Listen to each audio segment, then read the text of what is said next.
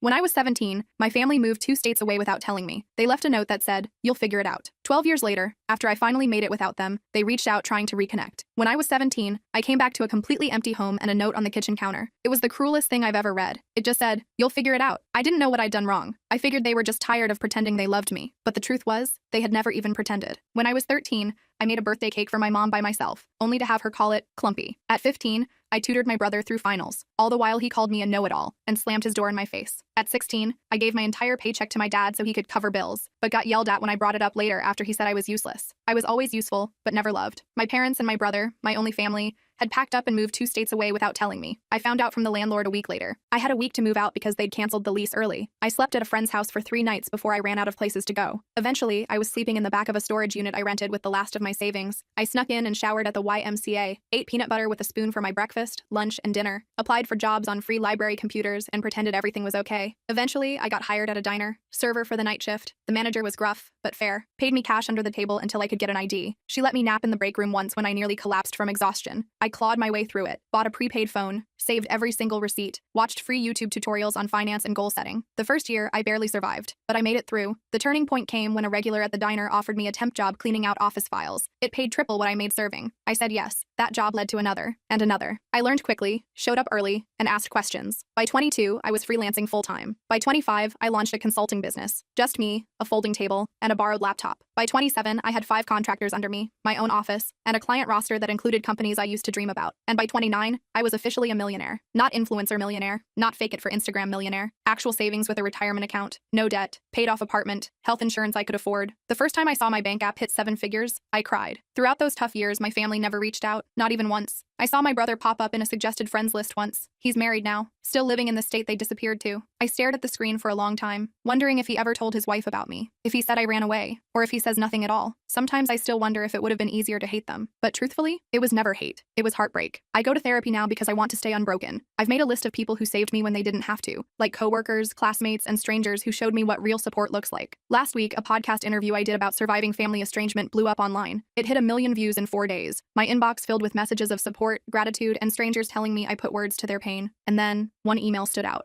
The subject line, "You're still our daughter." It was from my mom. No apology. Just a paragraph about hearing my side and how maybe we could talk. Then another message, this time from my brother. "We miss you. Can we fix this?" I stared at the screen for a long time before closing the laptop. I sat with it and wondered if healing means looking back or staying forward. I didn't respond right away, so I needed time to process. My therapist, Melissa, suggested I take at least a week before making any decisions. "Give yourself space to feel whatever comes up," she said during our session. "There's no rush to respond." So I did. I focused on work, went to the gym, had dinner with friends. Normal stuff. But those emails haunted me. I kept opening them, reading them, closing them again. My mom's message felt cold, clinical almost, like she was reaching out to a distant acquaintance. My brother's was shorter but somehow felt more genuine. I couldn't stop thinking about them. After 10 days, I decided to reply to my brother first. Just something simple. I wrote, "It's been 12 years. What changed?" Then I hit send before I could overthink it. His response came within an hour. He said the podcast made him realize what they'd done. He claimed he was only 15 when they left me, that he didn't have a choice, that he'd always wondered about me, that he'd looked me up online a few times over the years but never had the courage to reach out, that seeing me successful made him proud. I didn't buy it, not completely. If he'd been so concerned, why wait until I was publicly successful? I asked him exactly that. His next email was longer. He admitted that money was tight for them, that my parents' business had failed, that his wife was pregnant with their second child, that medical bills were piling up. I felt my stomach drop. There it was, the real reason. I didn't respond for another week. Then my mom sent a follow-up email with old family photos attached. Pictures of me as a baby, pictures of us at the beach when I was maybe 5 or 6, pictures of me and Michael building a snowman, happy moments that felt like they belonged to someone else's life. At the bottom of the email, she wrote, "We made mistakes. We want to make amends." I showed the emails to Melissa during our next session. She reminded me that I was in control, that I could set boundaries, that I didn't owe them anything. But she also said that closure might help me move forward, whether that meant reconciliation or a final goodbye. I nodded along, but inside I felt conflicted. Part of me wanted to tell them to go to hell. Another part wanted to understand why they left me. And a tiny, stupid part of me still wanted them to love me. I decided to meet my brother first. Just him. No parents. We arranged to meet at a coffee shop in Chicago, halfway between where we both lived. I flew in that morning, checked into a hotel, and tried to calm my nerves. I almost canceled 3 times. But at 2 p.m., I walked into that coffee shop and saw him immediately. He looked older, heavier, with a receding hairline, but his eyes were the same. He stood up when he saw me, awkward and uncertain. I didn't hug him. We just sat across from each other with our coffees, like strangers. The first 20 minutes were painful. Small talk about the weather, about my flight, about his drive. Then he started apologizing. "Emma, I'm so sorry," Michael said, his voice cracking. "I was just a kid when it happened. I didn't know they were planning to leave you behind until it was too late. I was too scared to stand up to them. I just listened, watching his face for signs of deception. He seemed sincere, but I'd been fooled before. I asked him the question that had haunted me for 12 years. Why me? Why was I the one left behind?" He looked down at his coffee. "They always saw you as the strong one, the independent one, the one who would be fine on your own. They thought you didn't need them as much as I did. They convinced themselves you'd be better off without them." It was the most ridiculous thing I'd ever heard. I told him about the storage unit, about eating peanut butter for weeks, about showering at the YMCA and working night shifts at 17. His face crumpled. "I didn't know," he whispered. "They told me you had a plan, that you wanted to stay behind, that you were going to live with a friend's family, that you'd chosen to separate from us. All lies." By the end of our meeting, I wasn't sure what to think. He seemed genuinely remorseful. He showed me pictures of his wife and daughter, told me about his job as an accountant, asked about my business, didn't directly ask for money, which surprised me. When we parted, he hugged me. I let him, but I didn't hug back. I just stood there, arms at my sides, feeling nothing. Back at my hotel, I called Melissa, told her everything. She pointed out that while my brother seemed sorry, he was still framing himself as a victim rather than acknowledging his role in my abandonment. She was right. He'd been 15, not 5. Old enough to pick up a phone, old enough to send an email, old enough to check on me at some point in 12 years. That night, my mom called. I hadn't given her my number, so Michael must have. I almost didn't answer, but curiosity won out. Her voice sounded older, raspier. She cried when I said hello, started talking about how proud she was of me, how she'd always known I would succeed, how special I was. I let her talk herself out. Then I asked her the same question I'd asked my brother. Why me? Her answer was different. "We were in debt, Emma. We couldn't afford 3 mouths to feed. We knew you were smart enough to make it on your own. We figured you'd go to social services and get placed with a better family. We thought we were doing you a favor." I hung up on her, blocked her number immediately, threw my phone across the room and screamed into a pillow. The next morning, I had an email from my dad. First contact in 12 years. He didn't apologize. Instead, he wrote about how hard their lives had been, about medical bills and failed businesses, about how Michael's wife needed surgery, about how they were facing eviction. Then, at the very end, he asked if I could help the family out. Not a single question about my life, not a single acknowledgement of what they'd done. I forwarded the email to Melissa with the subject line, and there it is. She called me immediately, despite it being Sunday. We talked for an hour, about boundaries, about forgiveness versus reconciliation, about the difference between helping someone and enabling them, about what I actually wanted versus what I thought I should want. By Monday morning, I had made my decision. I emailed my brother, told him I was glad we'd met, that I understood he was in a difficult position when we were younger, that I was willing to have a relationship with him and his family, but with clear boundaries. No money, no loans, no financial support of any kind, and no relationship with our parents until they took full responsibility for their actions. His response was immediate and telling. "I'm really disappointed, Emma," he wrote. "Our parents really need help. Families should support each other. You're being selfish with your success." All the guilt buttons they'd installed in me as a child, pushed at once. I didn't respond. Instead, I booked an appointment with Melissa and a vacation to Bali. I needed space to process everything. 3 days later, Michael called, left a voicemail apologizing for his email, said he understood my position, said he still wanted a relationship on my terms, said he'd respect my boundaries. I listened to it twice, trying to decide if he was sincere or just changing tactics. I decided to give him one more chance, but with my guard up. I went to Bali anyway, spent 2 weeks on the beach, hiking through rice fields, and meditating. I needed the distance. When I got back, I had 6 more emails from my dad, each more desperate than the last. I didn't read past the subject lines. I also had a text from Michael asking if we could talk again. I agreed to a phone call, nothing more. The call started okay. He apologized again for pushing. "I've been thinking a lot about what you told me," he said. "I'm in therapy now too." I believed that part. He sounded different, less defensive. We talked about his kids, about my business, normal stuff. Then he mentioned that our parents were coming to visit him next weekend, asked if I would consider meeting them, just for an hour, in a public place. I felt my chest tighten. "I'm not ready for that, Michael." He pushed a little, but backed off when I got quiet. After we hung up, I called Melissa. We had an emergency session that night. She helped me realize I was afraid of seeing them. Not because I hated them, but because I still craved their approval. Still wanted them to love me. Still wanted to be enough. It was pathetic, but it was true. I cried for an hour in her office. The next day, Michael texted again. Said our mom was crying all night after he told her I wouldn't meet them. Said our dad was talking about driving to my city anyway. I felt panicky. Blocked Michael's number immediately. Then I called my assistant and told her I was working from home for the week. Ordered groceries for delivery. Basically hid in my apartment like a scared kid. On Wednesday, the doorman called up. Said there was a couple asking for me. Wouldn't give their names. I knew instantly. Told him I wasn't accepting visitors. 5 minutes later, my phone rang from an unknown number. I let it go to voicemail. It was my dad. "Emma, we drove 8 hours to see you," his angry voice said. "You're being childish. We deserve a chance to explain." I deleted the message and turned off my phone. Thursday morning, I woke up to someone pounding on my door. I froze in bed, heart racing, checked the peephole. It was them, my parents, standing in my hallway like they had any right to be there. "Emma, please." My mom's voice came through the door. "We just want to talk to you." "We know you're in there," my dad added. "We love you. We're sorry." I didn't open the door. I sat on the floor with my back against the wall, shaking. Eventually, they left. I called building security immediately, told them not to let those people up again. The guard sounded concerned, asked if I needed police. I said no, just don't let them up. Then I called Melissa. She came over on her lunch break, brought me a sandwich and sat with me while I cried, told me I had every right to set boundaries, that I didn't owe them a meeting, that what they were doing was harassment, not reconciliation. After she left, I got an email from Michael. He was furious.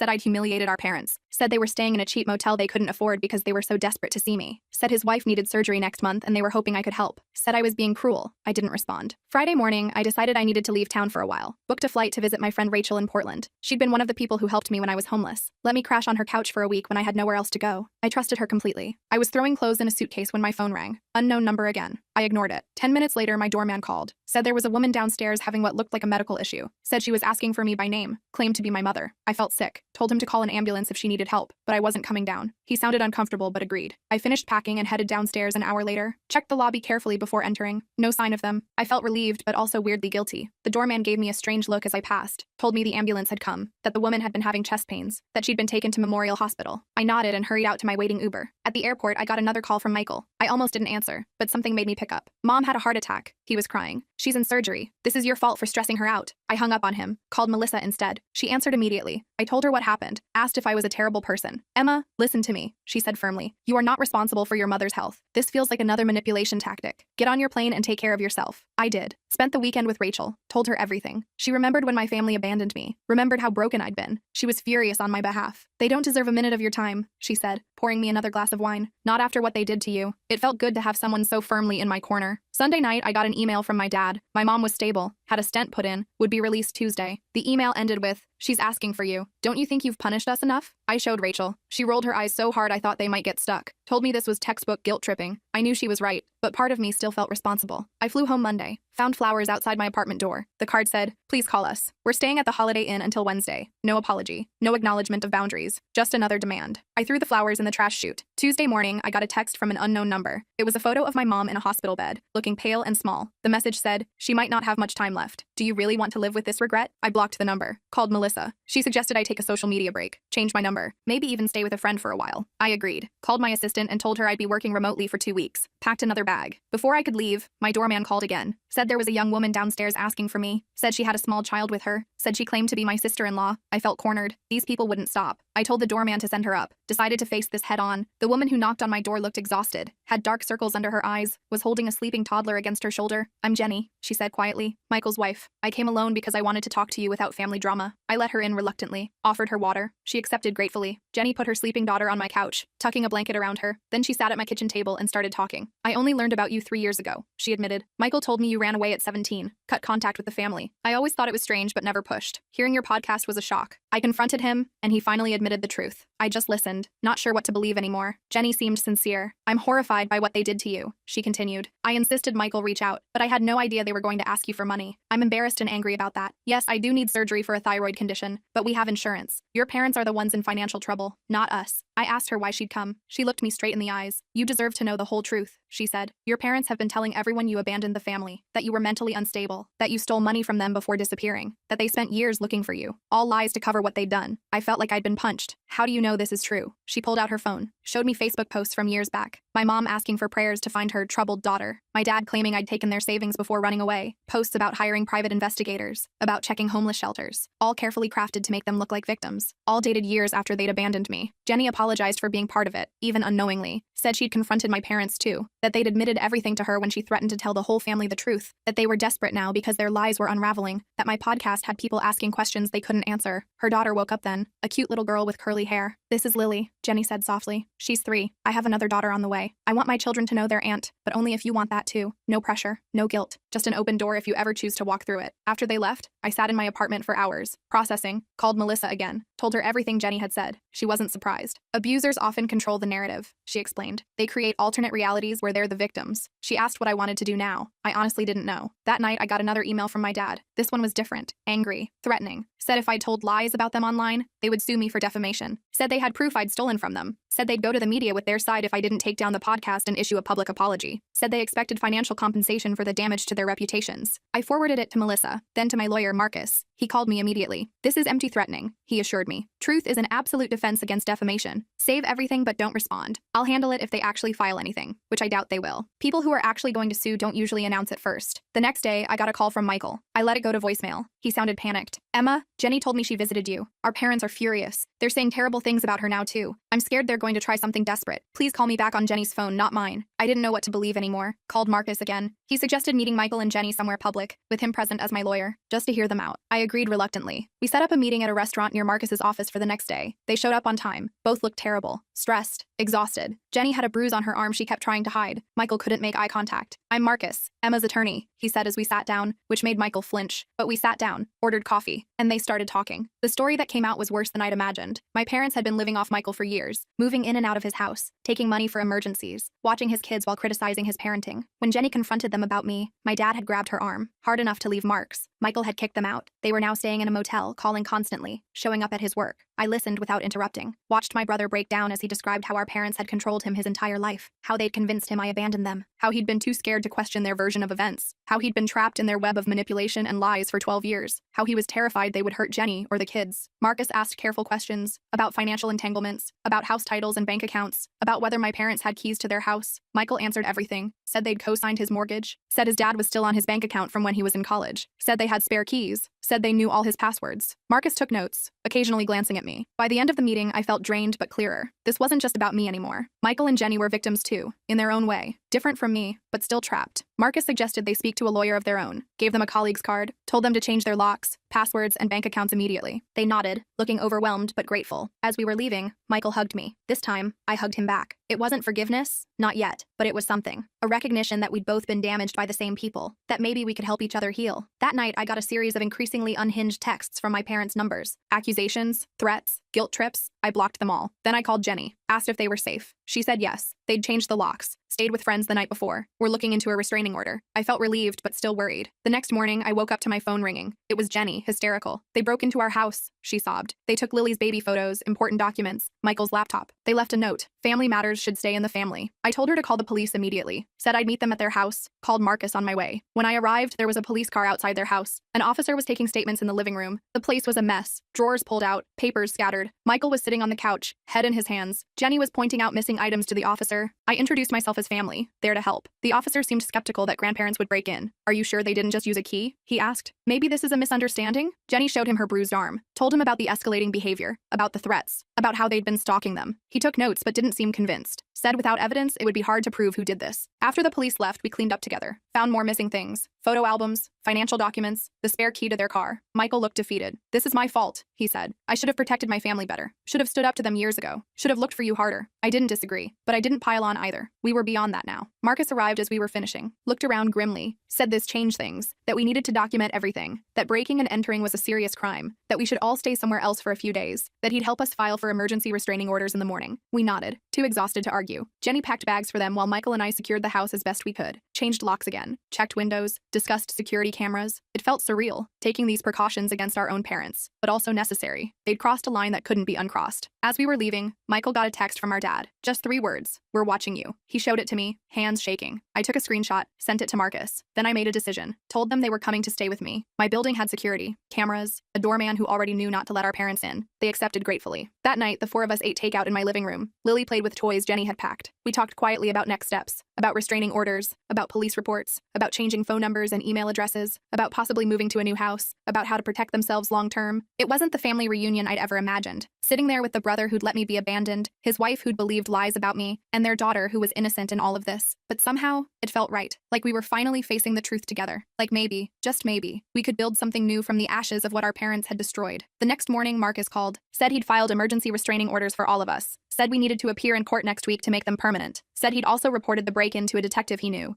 who was taking it more seriously than the responding officers had, said we should all stay together until this was resolved. I agreed, called my assistant, told her I'd be working from home indefinitely, family emergency. She understood, rearranged my schedule. I set up a workspace in my guest room for Michael, who also needed to work remotely. Jenny and Lily took over my living room, building pillow forts and watching cartoons. It was strange having people in my space. I'd lived alone for years, liked my quiet routines, my clean counters, my empty sink, but there was something comforting about the noise too, about Lily's laughter, about Jenny's quiet humming as she folded laundry, about Michael's typing from the other room. It felt like family. Not the family that had abandoned me, but maybe the family we could become. That afternoon, my doorman called up, said there was a delivery, flowers. I told him to check the card before sending them up. He read it to me. "We know where you all are. This isn't over." I told him to refuse the delivery, call the police if the delivery person wouldn't take them back. Then I called Marcus again. He said he'd add this to our case file, that it strengthened our request for restraining orders, that we were doing everything right. I didn't tell Michael or Jenny about the flowers. They were stressed enough. Instead, I ordered extra groceries, made dinner for everyone, played with Lily, tried to create some normalcy in this bizarre situation. But that night, after everyone was asleep, I sat alone in my kitchen and finally let myself feel everything. The fear, the anger, anger, the grief, the strange hope. I cried silently into a dish towel so no one would hear me. In the morning, Jenny found me making coffee, asked if I was okay. I lied, said yes. She didn't believe me. Sat down at the counter. It's okay not to be okay, Emma, she said gently. I'm not either. Michael cries in the shower where he thinks no one can hear.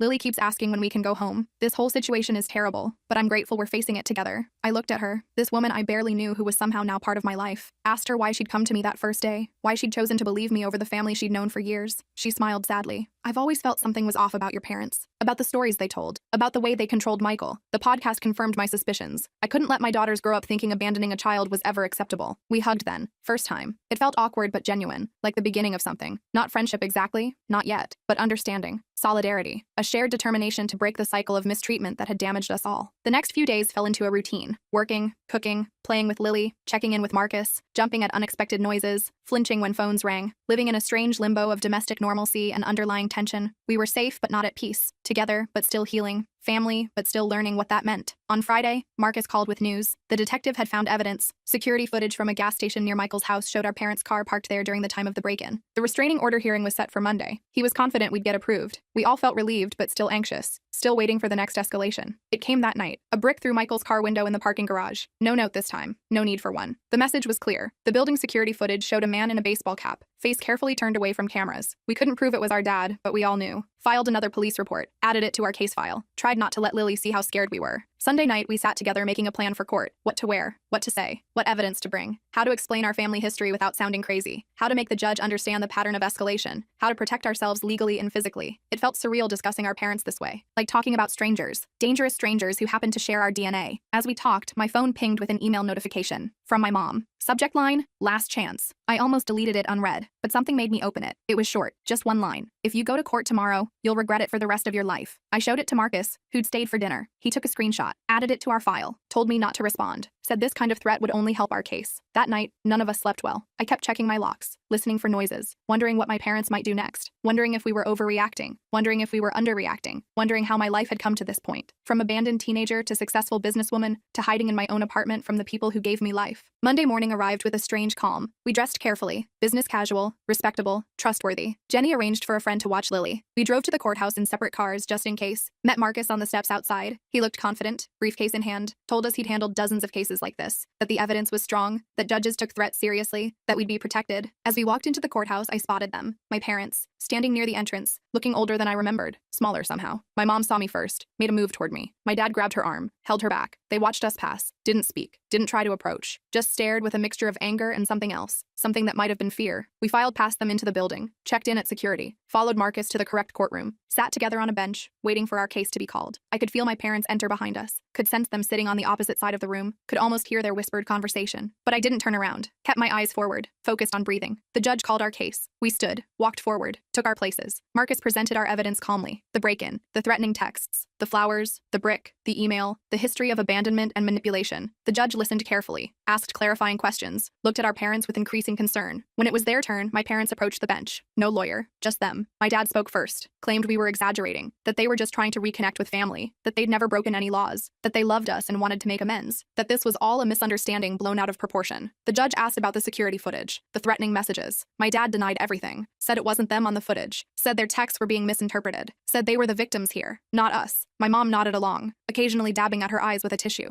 Then the judge asked them directly about abandoning me at 17. My dad hesitated, started talking about troubled teens, about difficult decisions, about doing what they thought was best. The judge cut him off, asked again, directly, did you leave your minor child alone and move to another state? My dad looked down, mumbled something about financial hardship. The judge's expression hardened. After hearing both sides, the judge granted our restraining orders. 3 years, no contact, no approaching our homes or workplaces, no messages through third parties. Any violation would result in immediate arrest. My parents looked stunned, like they couldn't believe this was happening, like they'd never faced consequences before. As we left the courtroom, my mom called my name, just once, softly. I kept walking, didn't look back, felt a weight lifting with each step. Not healing, not yet, but the beginning of it. The first real boundary that couldn't be crossed without serious consequences. Outside, Marcus shook all our hands, said we'd done well, said the orders were solid, said to call him immediately if there were any violations, said he was proud of us for standing up for ourselves. We thanked him, feeling dazed but relieved, like survivors of a natural disaster, blinking in the sunlight. Michael hugged me on the courthouse steps, a real hug this time. I'm sorry, Emma, he said, voice breaking, for everything, for not protecting you then, for not finding you sooner, for believing their lies, for bringing this chaos back into your life. I hugged him back, Told him we were going to be okay, that we had each other now, that we could build something new, something better. As we walked to our cars, I felt my phone buzz, a text from an unknown number. I almost didn't check it, but when I did, I felt a chill. It was a photo of Lily at her friend's house, playing in the backyard, unaware she was being watched. Below it, just 4 words: "This isn't over yet." I showed Michael the text immediately. His face went white. He called Jenny, who was already on her way to pick up Lily. I told them to meet us at my apartment. Then I called Marcus from the car, my hands shaking so bad I could barely hold the phone. He told me to forward him the text and drive straight home. Said he'd call the police and meet us there. Said this was a clear violation of the restraining order. Said to stay calm, but vigilant. The drive back felt like it took forever. I kept checking my mirrors, paranoid my parents were following me. When I finally pulled into my building's garage, I sat in my car for a minute just breathing, trying to get my poop together before facing Michael and Jenny. They needed me to be strong right now. I found them already in my apartment, Jenny clutching Lily like she might disappear. The poor kid looked confused and scared. Michael was pacing, running his hands through his hair over and over. I showed them the text. Jenny started crying, said they'd been watching her baby, said she'd never forgive herself if something happened to Lily. Michael put his arms around them both, looking more determined than I'd ever seen him. Marcus arrived 20 minutes later with 2 police officers. They took our statements, looked at the text, made some calls, said they'd send a patrol car to the friend's house to check things out, said they'd try to trace the number, said they'd increase patrols around my building. All the right things, but I could tell they didn't fully get how dangerous my parents could be, how unpredictable, how desperate. After the police left, we sat in my living room trying to figure out next steps. Jenny suggested going to a hotel under different names. Michael thought we should drive to his cousin's house a few states away. I just sat there getting angrier by the minute. This was bull crap. We'd done everything right, followed all the legal channels, got our restraining orders, and they were still terrorizing us, still controlling our lives through fear. I stood up suddenly. "I'm done running," I said. "Done hiding. Done letting them dictate how I live my life. They've already stolen my childhood. I'm not giving them my adulthood too." Michael looked at me like I was crazy. "What are you planning to do?" I honestly didn't know yet, but I knew we couldn't keep living like this. That night, we took turns keeping watch while the others slept. I took the first shift, sitting by my living room window with all the lights off, watching the street below. Around 2 a.m., I spotted a car I recognized, my dad's old Buick. It circled the block 3 times before parking across the street. I took pictures with my phone, then woke Michael. We watched together as our dad sat in his car, just staring up at my building, not approaching, not violating the restraining order technically, just letting us know he was there, watching, waiting. In the morning, I sent the photos to Marcus. He said it was concerning, but not technically a violation since my dad stayed in his car, away from the building. Said to keep documenting everything. Said he'd talk to the detective again. I hung up feeling frustrated. The legal system had limits. Restraining orders were just pieces of paper. They couldn't stop someone determined to hurt you. Jenny and Michael decided to take Lily to a hotel for a few days, somewhere with interior corridors and good security. I helped them pack, hugged them goodbye, promised to check in every few hours. After they left, I sat in my empty apartment feeling strangely calm, like I'd reached some kind of decision point, like I couldn't keep living in this limbo. I called Melissa, told her everything, asked her what she thought I should do. She was quiet for a minute. Then she asked me a question that hit me hard. What do you actually want from your parents? Not what I didn't want, not what I was afraid of, but what I actively wanted. I realized I'd never really thought about it that way. After we hung up, I made a list. What I wanted: 1, to live without fear. 2, to have a relationship with my brother and his family. 3, to stop feeling responsible for my parents' actions. 4, to be free of the past. Nowhere on that list was reconciliation with my parents. Nowhere was forgiveness. Nowhere was understanding why they did what they did. I just wanted to be free of them. That afternoon, I did something crazy. I emailed my parents. Just a short message. "I know you're watching my building. I know you're not going to stop. So let's talk. One last time. Tomorrow, noon. The coffee shop on 8th Street. Just me. No police. No lawyers. After that, you leave us all alone forever." I hit send before I could change my mind. I didn't tell Michael or Jenny. Didn't tell Marcus or Melissa. This was something I needed to do myself. For myself. I wasn't naive enough to think my parents would suddenly become reasonable people, but I needed to face them on my terms. Needed to say my piece. Needed to end this cycle once and for all. My dad replied within minutes. Just, "We'll be there." No threats. No guilt trips. Just confirmation. I spent the rest of the day preparing. Not physically. Mentally. Thinking about what I wanted to say. What I needed them to hear. What boundaries I needed to set. I slept surprisingly well that night. Like making a decision had lifted some weight off me. The next morning, I dressed carefully. Not to impress them. Just to feel strong. Confident. I took an Uber to the coffee shop, arriving 15 minutes early. Chose a table in the back corner where I could see the door but wasn't immediately visible from outside. Ordered a coffee I didn't really want. Just sat there, waiting. Surprisingly calm. They arrived exactly at noon. Looking older than they had in court. More tired. My mom spotted me first. Nudged my dad. They walked over slowly, like they were approaching a wild animal that might bolt. Sat down across from me without speaking. We just looked at each other for a long moment. These strangers who were my parents. These people who had shaped me in ways they'd never understand. I spoke first. I didn't call this meeting to reconcile, or to give you money, or to hear excuses. I called it to make you understand one thing. It's over. You've lost. Not just the court case. You've lost me. Lost Michael. Lost your grandchildren. Lost any chance at being part of our lives. And if you can't accept that, if you keep stalking us, threatening us, trying to force your way back in, I will destroy you. My dad started to interrupt. I held up my hand. I'm not finished. Then I pulled out my phone, showed them screenshots of all their threatening messages, the photo of Lily, the emails. I've sent copies to everyone in your lives, your siblings, your church, your neighbors, your employers, everyone. Not yet, but I will if you contact any of us again. If you come near our homes, if you so much as mention our names to anyone we knew. My mom started crying. We just want our family back. We made mistakes, but we deserve another chance. We're getting older and don't want to die alone. I looked at her for a long moment. You should have thought about that before abandoning your 17-year-old daughter, before lying to everyone about what you'd done, before breaking into Michael's house,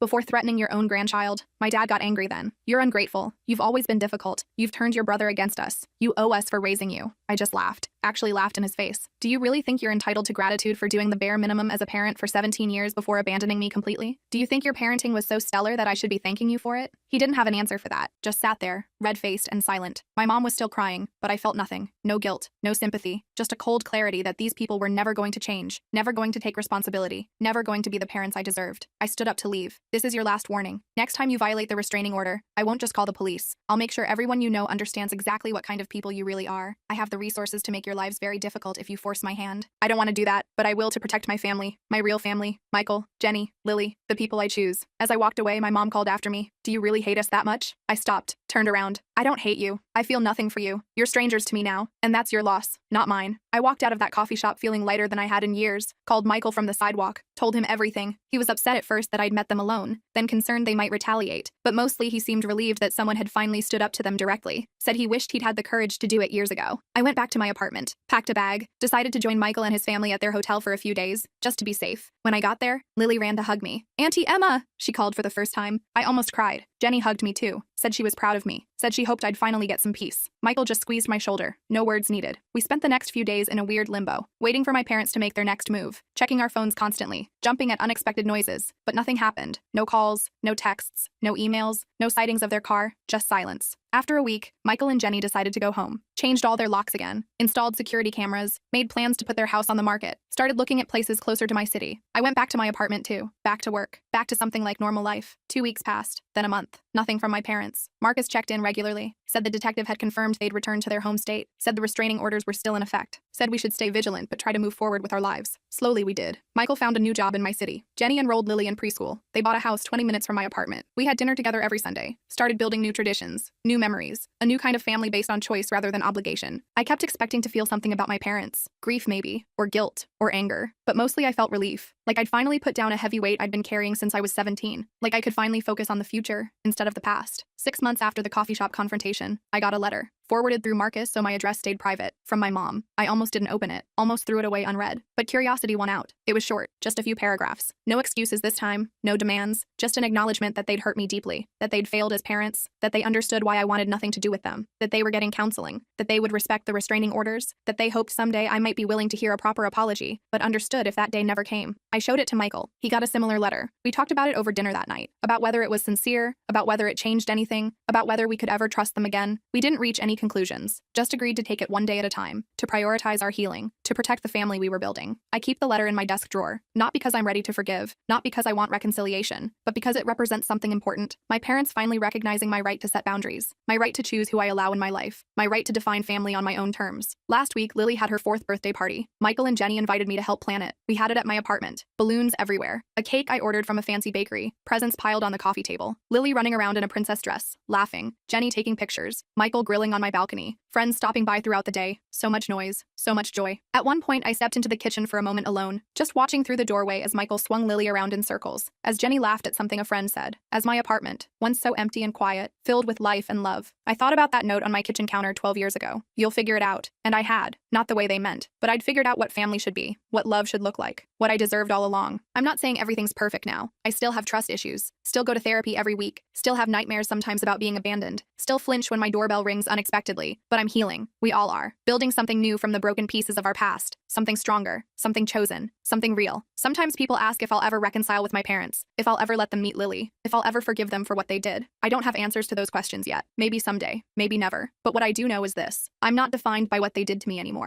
I'm defined by what I built after, by the person I chose to become, by the family I chose to create, and that's enough.